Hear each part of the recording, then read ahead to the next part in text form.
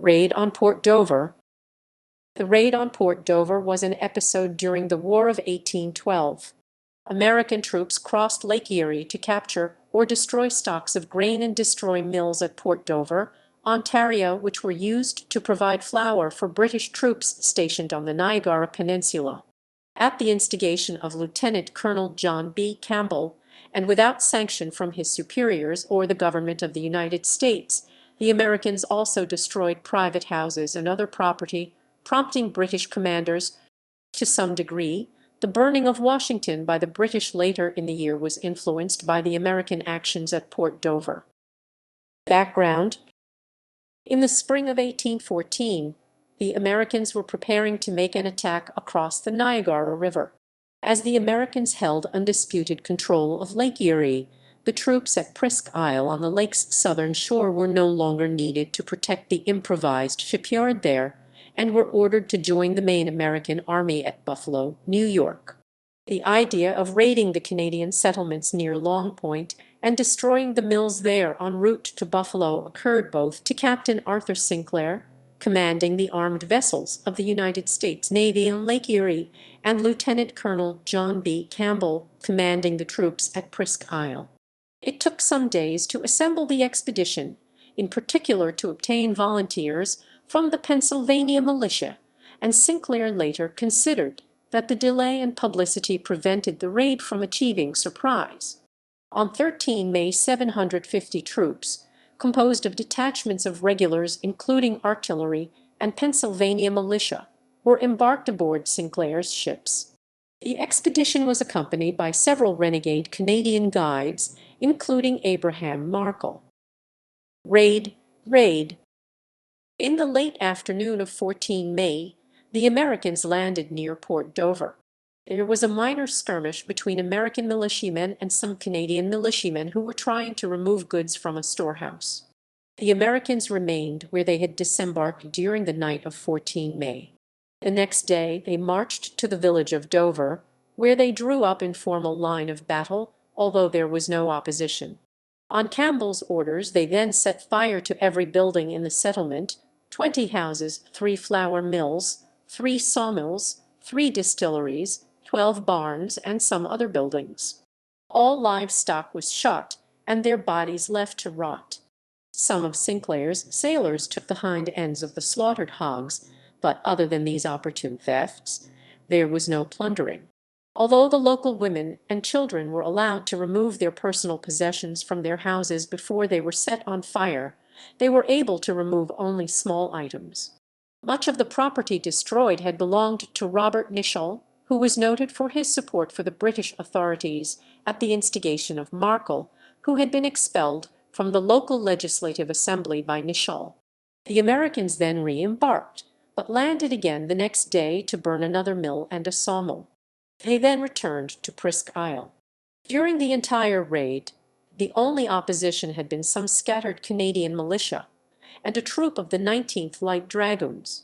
The British had either received word of the impending raid or had taken precautions against the possibility, and almost all the flour in the settlement, several hundred barrels, had already been removed to safety.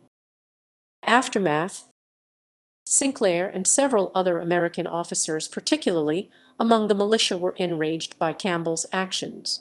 Campbell insisted, both at the time and subsequently in a note to the British Major General Phineas Ryle, commanding the division on the Niagara Peninsula, that he personally ordered the destruction without any sanction from his superiors or the United States government, in retaliation for the burning of the American settlements of Havre de Grace on Chesapeake Bay.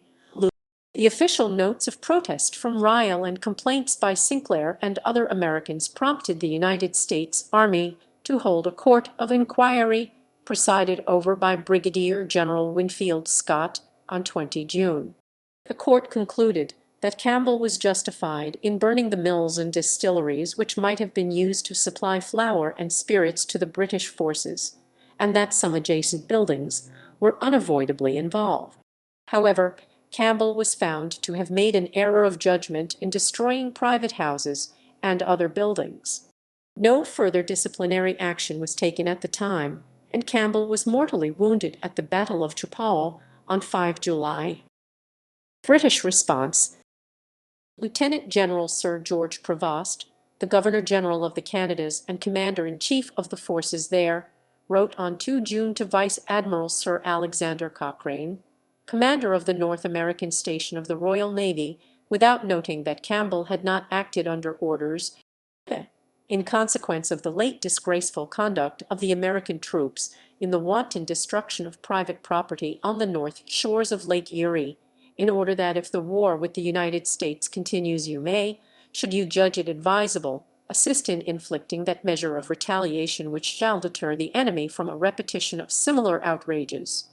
Cochrane in turn wrote from his station in Bermuda on 18 June to John Wilson Croker, the Secretary to the Admiralty, I am most decidedly of opinion that the readiest way to attain this object is to bring home to the supporters of the government which authorizes this unnatural system of warfare a full share of its dreadful calamities, and to this end I have issued to the commanding officer of H.M.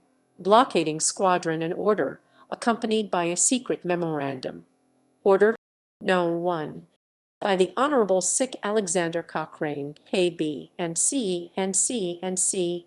Whereas it appears that the American troops in Upper Canada have committed the most wanton and unjustifiable outrages on the unoffending inhabitants by burning their mills and houses and by a general devastation of private property. You are hereby required and directed to destroy and lay waste such towns and districts as you may find assailable.